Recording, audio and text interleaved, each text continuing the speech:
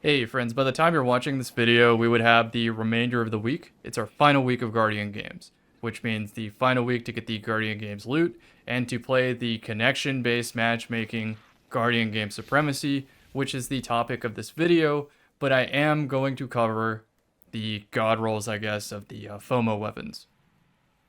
So of course you queue Supremacy Guardian games. Depending on your skill level, you're either going to have some of the most chill games you've ever experienced or the most nightmarish games you've ever conceived, especially if you're not on Hunter. I'll explain that in a moment. So anytime I wonder what the greater Destiny population is experiencing, I go to the Bungie forums or to Reddit or something like that and just observe and read. In this case, I actually left a constructive comment here, and that's kind of what the video is going to echo, so I don't necessarily need to read it word for word. So Warlock has a terrible match. If I click the image, it shows like everybody on the team 0 kills. I even think they were playing against a fire team. It's not like there's freelance matchmaking. Then we have POV of a Titan. Not happy that he matches 6 invisible on the prowl hunters and whatnot. Again, I want to reiterate, this is supposed to be a constructive video. Yes, I know that there are balance oversights with Hunter right now, but that is not the entire story. In my opinion, I think Warlock and Titan players have very strong builds that keep up or surpass Hunters when specifically talking about sixes, especially Warlock. Warlock has like the floating Dawnblade, which absolutely dominates sixes. But you're not necessarily going to get players on your team that are consistently strong enough to pilot those builds and be able to make a difference against the average Hunter team, which I also suspect typically has higher skill players because that is the class that higher skill players tend to gravitate towards. I myself, if you ask me, like, well, Cam, why are you a Hunter main? The answer is because I hate how the radar devolves the Destiny gameplay. It tells every player exactly what to do, exactly what to look at, and it makes the game go down to a snail's pace when the game balancing allows you to walk around with a nuclear fusion rifle and essentially force everyone in the lobby to be a 1 KD player. So why do I play Hunter? I hate the radar. I'd play Gemini Jester, it doesn't have to be Invis. Let's first start with these god rolls. As far as what the title brings to the table in PvP, I think it's Elemental Honing, one of the first weapons to have that. However, I wouldn't break your back farming for this because it is very likely to have this perk appear on another gun in the future. If, for example, you were a Titan who needed harmonic mods like void mods, maybe go for this, but I truthfully think the Iron Banner Heroes Burden is kind of slept on, and with this seasonal artifact, could arguably be even better. But y'all know me, I love the Skulking Wolf perk because it lets you go off the radar for winning your gunfight and getting critically wounded. But yeah, if you had to walk away with this, I would say Elemental Honing is what makes it unique, but just try it out, see if you like it. In PvE, there's obviously the Repulsor Destabilizing combo, but that's not like unique to this gun or anything. You can get that on other guns, so maybe don't even worry about it. Next up is Taraxippos Scout Rifle. I think this one might be worth going for at least a kill clip roll. If it lands Zen Moment, Keep Away, or Lone Wolf, even Perfect Float, I'd say you're good there because what kill clip does changes it from a 0.9 to a 0.6, and that 0.6 can absolutely farm a lobby. It being a lightweight weapon, you have more mobility to work with on Hunter, and it being a strand weapon, you can do interesting things like have a 50% chance of creating a threadling after a kill. Is there anything else worth mentioning? I don't know. If you really wanted to go crazy with the build crafting, maybe you have some Sanguine Alchemy setup on Warlock. I'm just doing this one on the fly. I haven't actually crunched the numbers here. So let's see. When Sanguine kicks in, 2 head, 2 body. Let's check the Empowering Rift now. Just an easy 3-tap in the Sanguine Rift. But it also just works without Sanguine. So maybe that could be a thing. So it's res gated without precision instrument. I'm still not going to break my back to get a precision instrument one. I want to walk away with kill clip because it just makes more sense. The trace rifle. The PvP build that you could get of something like Hipfire Harmony, I would just say get the craftable one. I don't know the name of it off the top of my head, but there is a craftable arc one, Path of Least Resistance. There it is. And it has the same role and arguably a better, more influential origin trait. So just craft this if you have the pattern. If not, don't get FOMO'd by this one either, because the Iron Banner also gives a jolting feedback trace rifle. What this one brings to the table is triple tap to maybe have better ammo conservation. Don't break your back on this one either, but if you do get triple tap jolting feedback, maybe consider it over the Iron Banner one. But Skulking Wolf also makes enemies less accurate in PvE, so there's that. I ain't even going to try to recommend Hullabaloo, not because it's a bad weapon, but because I don't have experience here for PvE. Defer to the Aegis spreadsheet. I have no idea if this is good in PvP either. All I know is it doesn't one-hit, and I would rather use a grenade launcher that one-hits. And if I'm playing good opponents, they're not going to be glued to the floor. They're going to jump if they know I pull this, so it's not even a meta contender for PvP. And so that covers the weapon. In short, don't get FOMO'd by this event. Play for fun, or if you like the aesthetic of the weapons, or something like that. Now with the weapon rolls out of the way, we're going to talk about Guardian Games Supremacy a little bit. If you pick up a bunch of crests, you get a lot of super energy.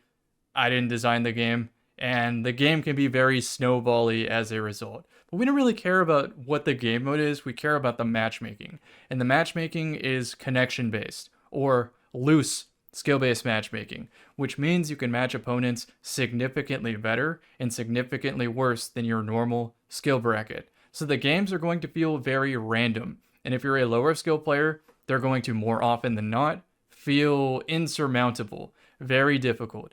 I hope the builds that I'm going to suggest make it more palatable, but if it at any point in the grand scheme of things stops being fun, you don't have to queue this playlist, especially because the loot does not matter. If you want a skill-based matchmaking experience, you will have a better time in the normal control playlist, and you might even have an even better time in the competitive playlist where you play players of similar rank. Do not queue Rumble. That is open skill. It is essentially going to be the exact same experience as Supremacy. With that recommendation out of the way, I just need to say this on the record. I don't care one way or another about skill-based matchmaking, engagement optimized matchmaking, the politics that come with talking about that.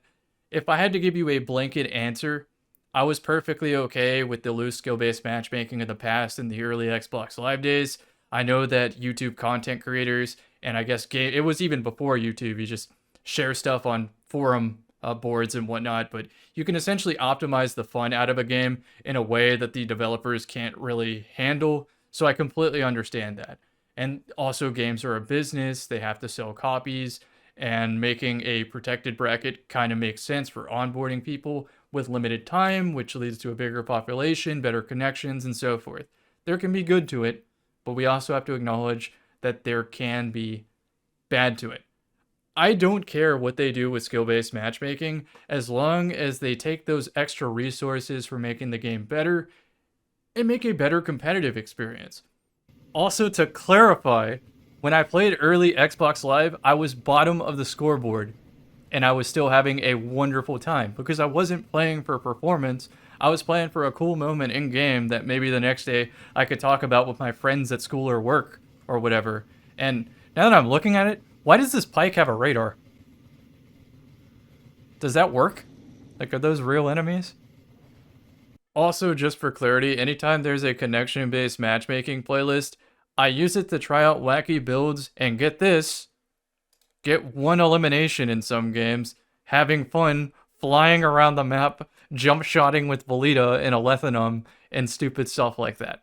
Like, I don't just stomp in connection-based matchmaking playlists. That's not how it works. So for the lower skill Titan, I am recommending the Crest of Alpha Lupi, which means you want to have 10 resilience so you can have the most uptime on the rally barricade since it's a faster cooldown. You always go 10 recovery. Then the bottom 3 stats are up to you, but since you're also running Storm's Keep for Bolt Charge, I don't think you need the strength stat, and I don't recommend flying at the opponent with a melee unless you're on a melee specific build like Synthoceps or Dune Marchers, something like that. I am going to say you don't necessarily need to go 10 in Discipline or Intellect. You could have just whatever stats you get. The top 3 are the important ones. I think you can get by with 2 mobility, but take what you can get. It's not a complicated setup. As for the mods, let's just go over this as to how I would build it. If you can fit it, you want targeting for your primary weapon, in this case the BXR Valor. If you're using Witherhoard, you do not need kinetic targeting. If you're using, let's say, a kinetic shotgun, for example, then maybe you do want kinetic targeting. And then on the off chance that you get a double kill, sometimes it is worth going Solar Siphon, but if you see yourself taking any in-air fights, you want an in-flight compensator. If the mod space is really, really tight though, you can get by with just targeting. So let's pretend I did that. I prefer the fastball mod, but since I'm recommending the skip grenade, you don't necessarily need to run this because skip grenade is really easy to land, but I like it. This one is non-negotiable. Take heavy-handed. And then oftentimes, you will only be able to fit a remaining 2. So I think impact induction makes sense, since your melee can give you extra grenade energy. But if you can fit it, either go firepower, so maybe your grenade kill makes an orb, or you go reloader, so you can get to your BXR Battler perk faster, whether that's kill clip. But in this case, let's just say I'm trying to be frugal with the amount of space I'm saving. Then we want 1 unflinching for each of our weapons, and if we're using Witherhoard, we want double unflinching on our primary. If you have perfect armor, you can usually fit 3 no problem. But let's just say that I'm using a shotgun in this case. 1 unflinching, 1 solar. Recuperation, and then better already. And then the final perk is either a holster for your special weapon or absolution. This is a big one because one of the insulation only gives you 4% to your class energy, whereas absolution grants 5% to your grenade melee and a class ability. And if you wanted to go even further than that, ditch better already and go either insulation or orbs of restoration, so that when you pick up orbs, you get to your barricade sooner. But that's what I recommend. Finally, our class item. This is going to be a Reaper. I do recommend Powerful Attraction, where it'll pick up an orb and automatically heal you and whatnot. It is worth it. And then finally, since you're going to be getting melee energy from sitting in your barricade anyway, this has to go to Bomber. Or if you can fit it, you could even double up on Powerful Attraction. But let's just say I'm being frugal. And as you can see, it allows me to change my stats a little bit, maybe get to 4 mobility if I really wanted to. But yeah, that's the lower skill player build. I'll explain how to play it with gameplay footage in the background. For the higher skill Titan that has to carry their team, there's really 2 recommendations. It's going to be either playing the Void subclass, and you're not going to be able to get to 10 resilience, so you're either going to take a hit to recovery or a hit to resilience, and then you're making up for it with a perk that lets you pick up an orb and get 3 tiers of resilience, or on the class item, 3 tiers of recovery. The perks are pretty important. You're running Rally Barricade not to use it, but just to drop it to proc Reaper to get an orb of light on the floor, which can proc Devour. Scatter Grenade makes sense because you're going to be using Controlled Demolition. Those things are pocket nukes. Dealer's choice on what the other perk you want to run is. I am not running Bastion because I want the fastest cooldown possible on my Rally Barricade, and my teammates usually do give me Bastion anyway. So I'm just going to run Offensive Bulwark, and I don't even care if it procs or not. And it might proc because of Echo of Vigilance. Defeat a target when you're critically wounded, you get an overshield, and that does work with it. That overshield is huge, by the way, playing into the exotic helmet, because you get Devour and an overshield at the same time, which means you can win 1v2s. Next perk is Persistence, so you have more time with Devour, Leeching, so your melees heal you, and Starvation, so you could pick up an Orb of Light to get Devour. That is the Void variant. Swapping over to console now, you can see the Prism variant. For the Prismatic variant, you have to be on a Void Super, which means you are running these axes.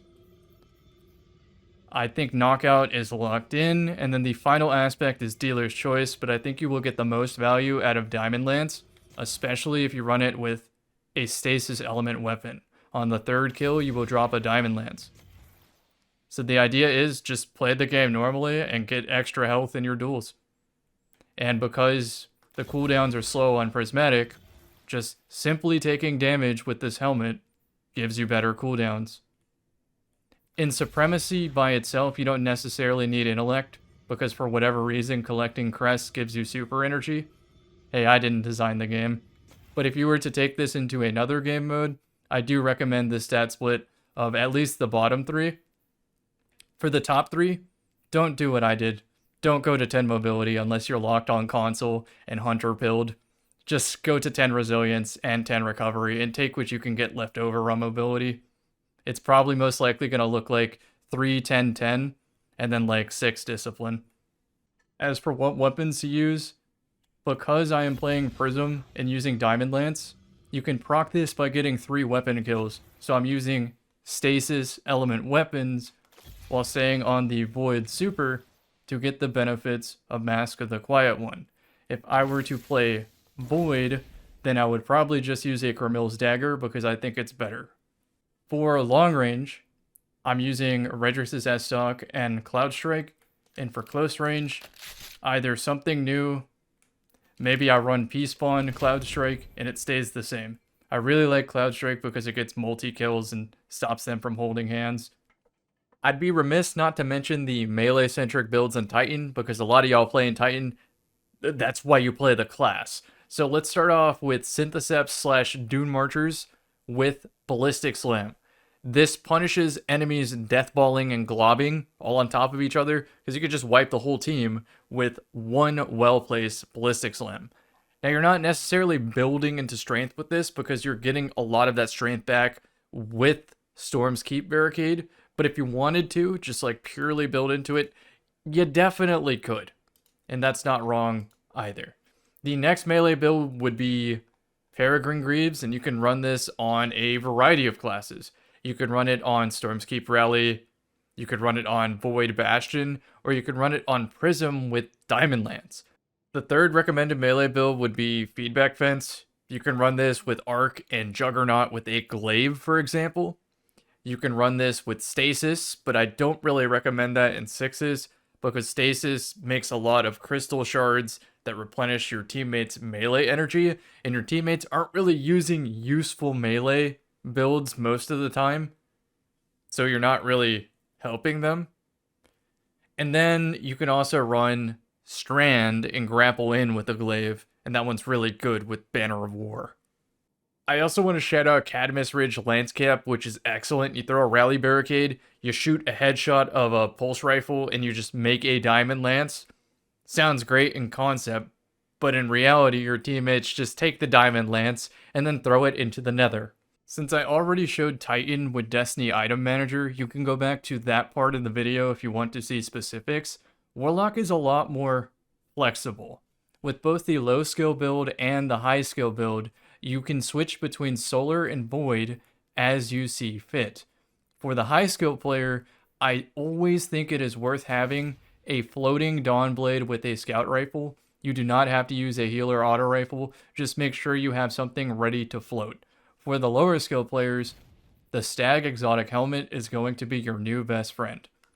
It makes your rifts better by giving you 5% damage resistance, but most importantly, when you're critically wounded, you get 25% of your rift energy, and then, if you die, you drop a healing rift on the floor. So, you should be choosing whatever weapon you feel comfortable with for the map. For long range maps, I recommend Jade Rabbit, and then for medium range maps, I recommend whatever you hit your shot with. As for your other weapon, I think fusion rifles are really easy to use and get a lot of mileage, but if you want to double primary to feel more comfortable, by all means. If you are rocking Void, Child of the Old Gods, and then the other perk doesn't really matter. I think scatter grenades are amazing though, so you could definitely be using those, but if you find you aren't getting much mileage, maybe consider throwing Axion Bolt just randomly into the back lines of the opponent, or hold on to a suppressor and maybe cancel a super.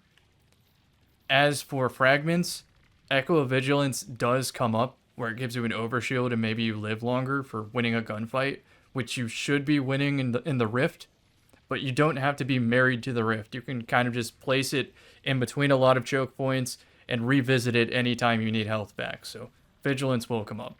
Leeching, just because health back when you melee, and then the rest of them, just choose whatever you feel like.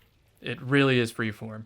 For the super, doesn't matter, choose whatever you get a super kill with. If you were to play Solar, we're just going to change our mods real quick. I think that makes sense. If you were going to play Solar, I think since you're using a Rift so much, Hellion makes sense to just automatically deal damage to the opponents. And then most importantly, Icarus Dash. Anytime there is an even slightly dicey situation, you should Icarus Dash back to cover.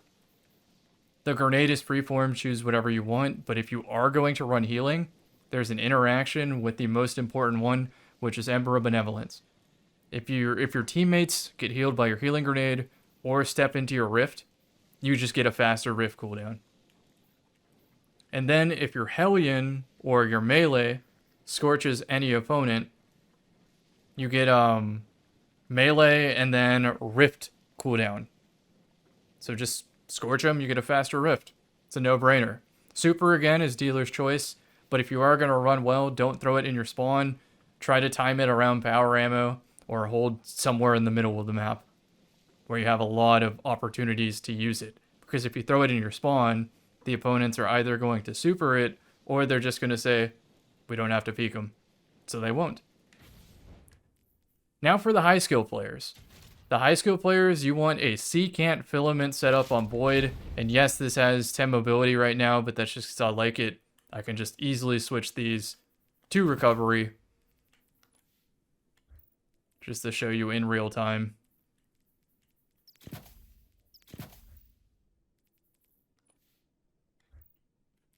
And then this also switches to recovery. So you really only care about hitting 10 recovery. The rest of the stats don't really matter because you're pretty much only using your Empowering Rift. And the weapons I recommend, it's the same weapon I always recommend, baby. It's Kramil's Dagger. You can go Strategist if you want to be extra, but if you're carrying the team, you're going to run into a reloading problem, so just go Slideways. Special weapon, you already know Zealot's Reward puts in work, but just to be extra, I'll throw on Slayer's Fang. Everything else doesn't really matter. Obviously, you want the mods to match, and so forth. Let's go look at the fragments, though. I do think it's worth mentioning on your helmet, maybe having a kinetic siphon makes sense, because you are going to be getting that many multi-kills. Child of the Old Gods, Devour, of course. Vigilance for the Overshield. Persistence for longer Devour. Starvation, so you can pick up an orb off the floor and get Devour. And then Dealer's Choice, whatever you want. As long as you have Empowering Rift, everything else is Dealer's Choice. Just run what you're comfortable with. As for how secant filaments work, drop an Empowering Rift, you get Devour. And if the Empowering Rift is still on the floor, but you run out of Devour, you can return to the Empowering Rift, and it will trigger Devour again. So it's very, very flexible. You don't have to run these Giga cooldowns for the Rift. You can use what you were normally going to use. But remember, Warlock Devour is fully powered. It's a full health refill. Whereas on Hunter and Titan, it is advised you go 1 recuperation. Also, for whatever reason you don't like Void, you can also run secant filaments on Prismatic, and even better, you can use the class item to get benefits. And it also still has the full power Devour. So if you put this on, you're going to get your entire health back. And if you use a different aspect, you're only going to get 100 health back. It's up to you what you think you need and don't need. I run this in competitive sometimes with Hawkmoon, and the Empowering Rift can one-tap them at variable Hawkmoon stacks. I don't remember if it's 4 or 5 exactly. But yeah, this is an option too. It's very, very flexible with Spirit of the Filaments. But regardless of whether you play Void or Prism, when a long-range map appears, you need a floating Scout Rifle build to carry your team. In Supremacy, Scout Rifle play is less valuable because you're essentially getting half of the points. But it's not about the points. It's about keeping them locked in the spawn screen so your team can take map control. And it's really hard to do by yourself, but I still think that the Scout Rifle playstyle just makes sense. You do not have to run a healer frame auto rifle, but I find I get a lot of mileage with it. You can run double primary even if you want to, because you're going to be floating so far away. So as for the recommendations, you can do Speaker Sight with the healing turret with Heat Rises. Each your grenade, it leaves a healing turret to heal yourself and your teammates. It makes sense. But you could also go into Eye of Another World with something like Firebolts to just have the most uptime possible on it. Also, if it's a close range map, you can do the tried and true bread and butter of mouse and keyboard players and just play your standard Ophidian aspects or T-steps with just a Chromil Dagger shotgun, float off angles, try to time your float peak with your teammates approaching, and delete some players. That still gets a lot of results. But I wanted to try to boil this video down into bite-sized builds that any player can copy and work their way up to. So now that you've seen the component of both the high skill, low skill, Titan, and Warlock builds, I'm going to do post-commentary on some gameplay recorded of all of the above, talking about tips and I guess the gameplay philosophy of what you should be going for to best contribute to your team, maybe winning, if that's more fun to you. And if not, just go for a cool clip because the lobbies have some variety to them. If you're ending the video here, thanks for watching. I'll see you in the next one. So this is the recommended lower skill build. You can see I take some damage and immediately pop Crest to get that extra 80 health. It also works to give my teammates health. You might be wondering why BXR Battler. It's not just because of the kill clip 2 burst. It's because with Rally Barricade, when you aim down sights, it like makes your character peek over cover, which sometimes gets you killed. But if you just aim from the hip, you can choose when to uncrouch. So since I'm trying to direct this to lower skill players, you don't have to stay in your Rally Barricade. A lot of novice players make the mistake of throwing their Rally Barricade in their home spawn and just praying that the enemy team investigates the home spawn. When in reality, you would get so much more value putting your barricade somewhere in the middle of the map where you can get a bunch of different angles and potential fights against the opponent. For this clip, I'll start talking about Shoulder Charge. It's really only there because you're not going to get value out of the other two melees without a specific build. Like, I guess you could use Thunderclap as just a slightly longer range melee to clean up kills, but then that's such a long cooldown for that method when you could just be running a specific build that accentuates that melee. It's kind of risky to use. It's like a fusion rifle that you have to stay planted to get. I'm not even going to bother explaining that one. Just go Shoulder Charge, use mobility, and if you do have to get a cheeky kill with it, it blinds, so at least you're getting value out of it. Next talking point is Witherhoard, or your special weapon. In this case, I'm saying Witherhoard because lower skill players typically panic in close quarters and don't really know what to do, and the answer is just shoot Witherhoard at the floor. Like, you will get value out of that. You will do some splash damage to the opponent. They will inevitably walk over it, and they'll take, like, I don't know, 20 to 100 HP. Sometimes you'll even get the kill. It's fantastic, and it's definitely something that your higher skilled teammate can capitalize on. If you did want to go the melee route, that's what this new clip is about to show you. I'm on Dune Marchers, I have my bolt charge ready, and I see a group of enemies.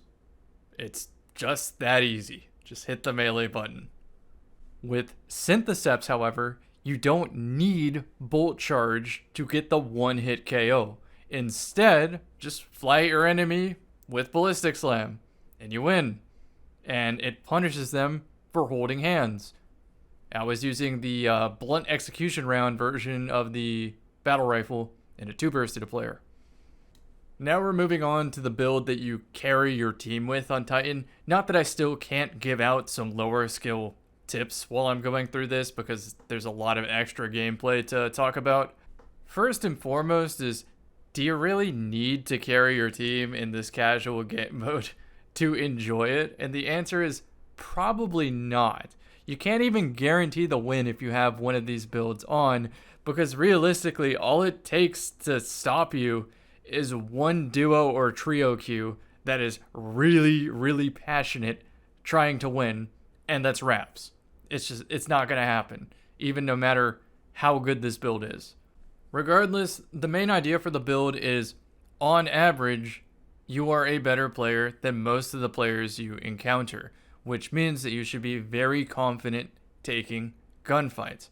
You are running a build where if you are critically wounded and win your gunfight, just like the background you just saw, you get a chunk of your health back from Devour, and then as long as you just keep getting kills, you should have a kill perk on your gun.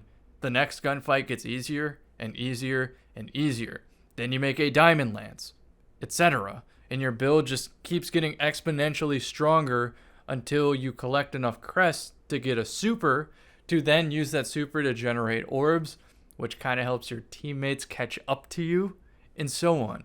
When you're truly using a build like this, trying to win, if your teammates leave the match, it should almost be like a sigh of relief, because you know that's one less player for your opponents to take out.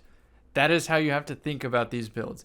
You have to create a scenario where you find that one weak link out of position and use them as the starter combo fuel for your Devour and kill perk that is a problem for everyone else on the enemy team. I have to reiterate though, like, this shit ain't that serious. You can just use a stupid build and rocket jump with Alethanum and get one single kill in the match and still have a good time. I promise. Like, your house isn't gonna light on fire if you don't win the next match. I promise you.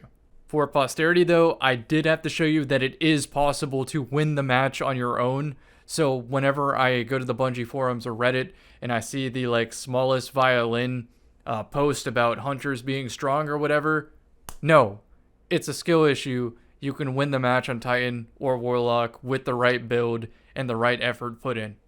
Next up is the low skill Warlock playstyle, and it's kind of the same thing as the Bolt Charge Titan. Just because you place a rift doesn't mean you have to live in it.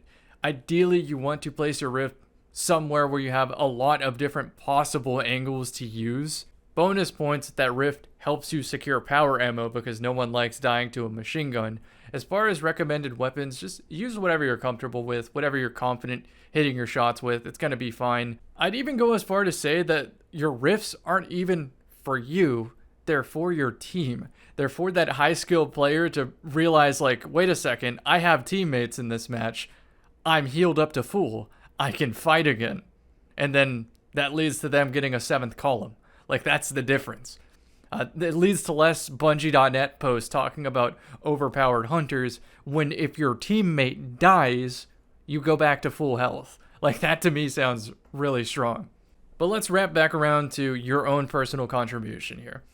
If there's a dicey situation, you need to have that Icarus Dash bind ready to go. Just, if it doesn't look good, Icarus Dash out. You don't have to commit to the gunfight.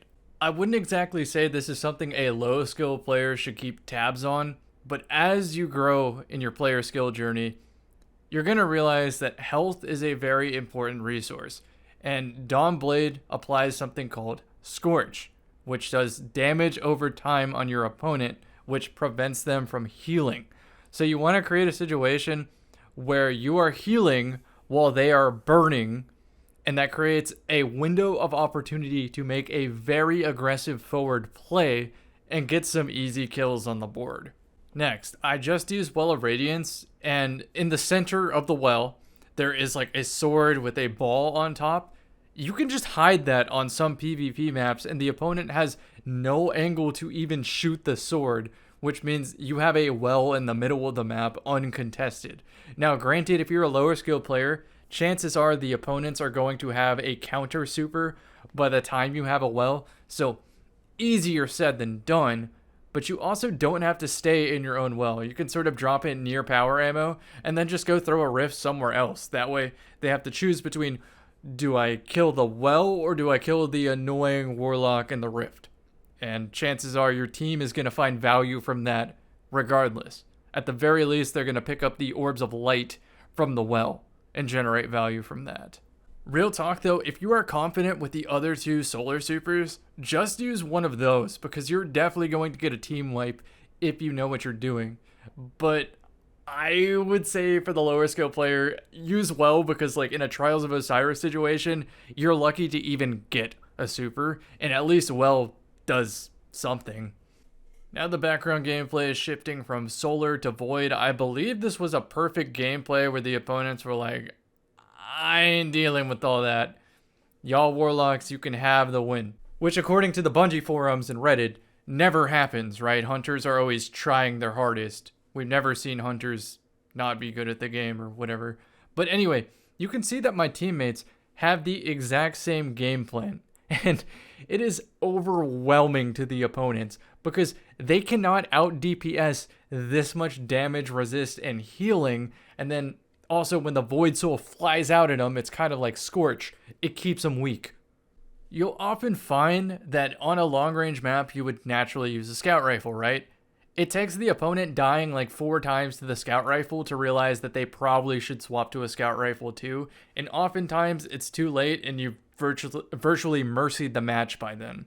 So if I had to choose between Void and Solar for a low skill player, I would probably want to start them off on Solar just because Icarus Dash is a good primer to get used to like the Hunter playstyle that they'll probably transition to at some point. Speaking of transitioning, the gameplay is switching to the high skill variant in the background, and at this point in your player skill journey, you're going to find a lot of value in Solar, but for different reasons, and Void because of Devour.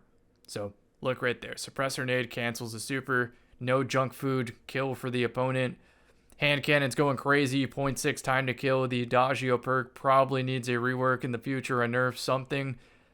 I don't know if I actually recommend the Nova Warp super without Astrocyte Blink. That's a movement ability.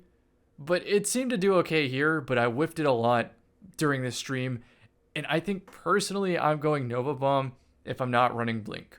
So continuing on, as you grow in your skill growth journey, you'll find appreciation for the verticality of Solar, but you'll also like the Devour aspect on Void because it lets you make aggressive forward plays because as long as you just keep winning, you keep getting your health back. And with Voidwalker, it's a full heal, not just the 100 health that Titan and Hunter get. So you can do even more than the other two. As far as useful advice goes, if you're playing Hunters and you have a rift out in the open, they are going to throw a smoke at it. So don't even try to use your rift. Just use it as bait for abilities and whatnot and give them the illusion that you want to use your rift, but you really don't.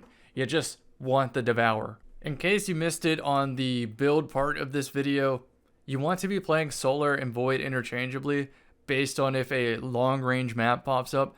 Ideally, you want to have a build ready to go where you just swap to a scout rifle, float, and put so much pressure on your opponents that they can't even really leave their spawn. That's how you know you're doing a good job of carrying your team. With all this passive knowledge or whatever on this post commentary, I think you're well equipped to at least have the right starting point, and the rest is on you. No more screaming into the void on the Bungie forums or Reddit or whatever. You have the tools to get the job done. No more Hunter Supremacy. You can just win now. Not that that really matters, as I've already went over many times in this video, but I'm going to repeat it for posterity. L doesn't mean losing, it means learning. And you're playing a casual game, you're going to try to have some fun. If you don't want connection-based matchmaking and you want heavy skill-based matchmaking, there are other playlists in the game that you can play instead, because like I went over in this video, the rewards, they're not really FOMO. You can get an equivalent to it at all times of the year. Thanks for watching the video, friends. I will see you in the next one.